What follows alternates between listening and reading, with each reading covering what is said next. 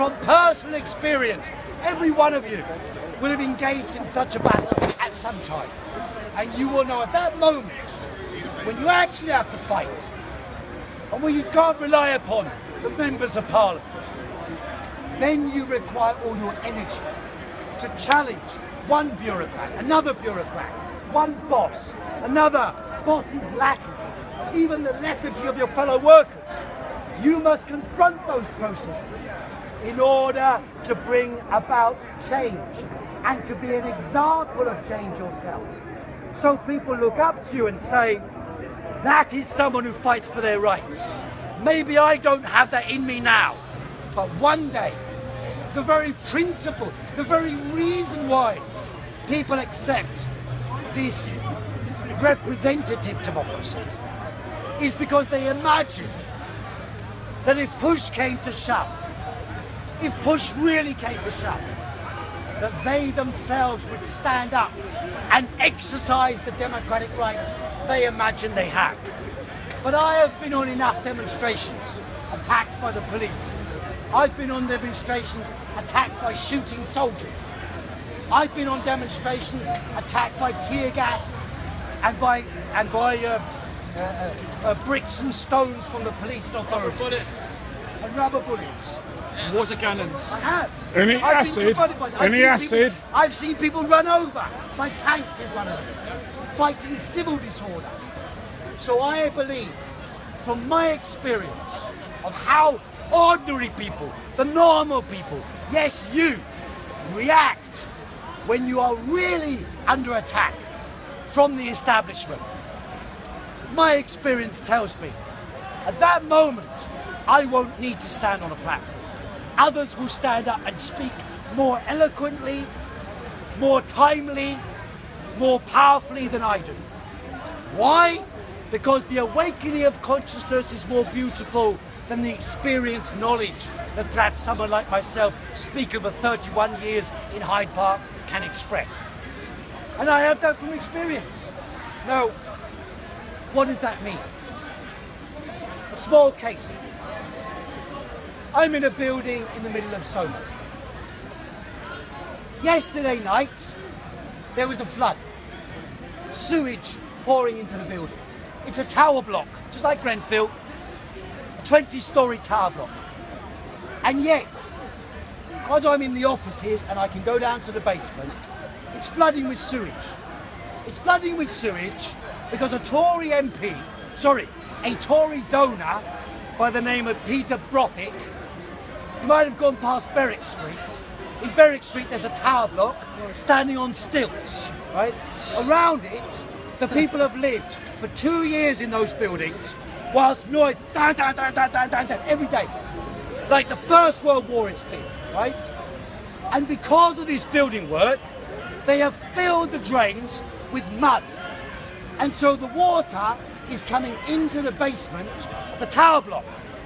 All the electrics from the entire building are in the basement. And it was coming up that high yesterday, the day before the same, last week the same.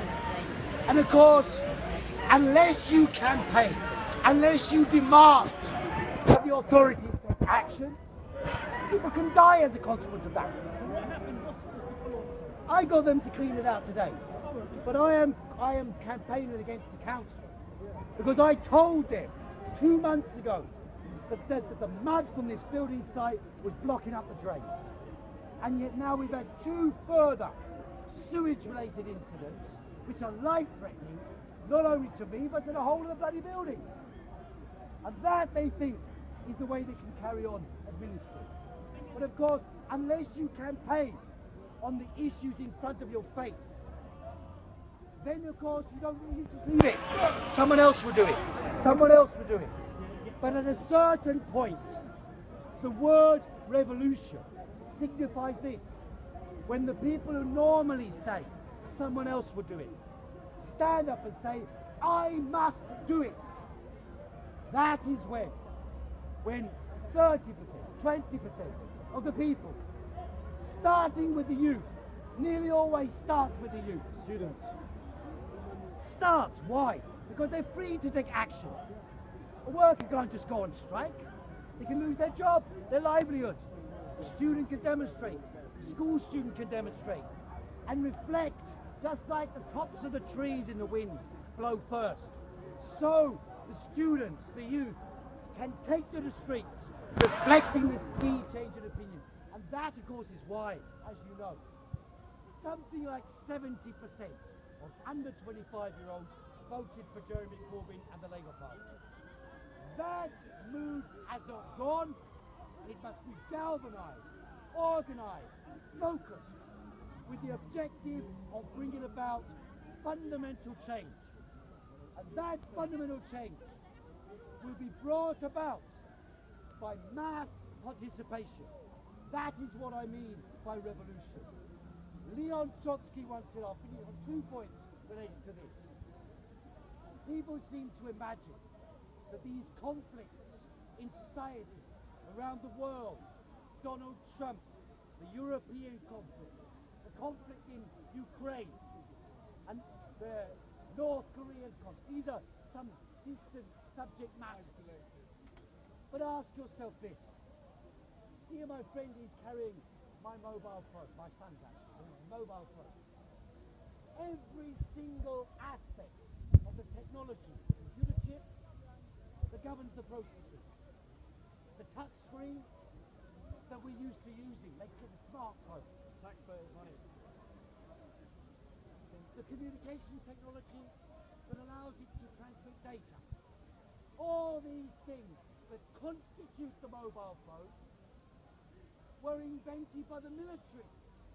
They are instruments of war.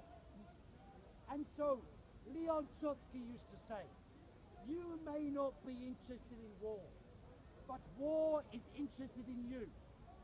And the war I'm talking about is not a war between Donald Trump and Kim Jong-un, between North Korea and America, but inside America, inside North Korea, inside Britain, inside all the European states, between those who live by selling their labour power for a wage, by working for a wage, and their families, and their children, and their parents who are retired, and a tiny, tiny handful of people who own and control the banks, the big businesses, the big industries.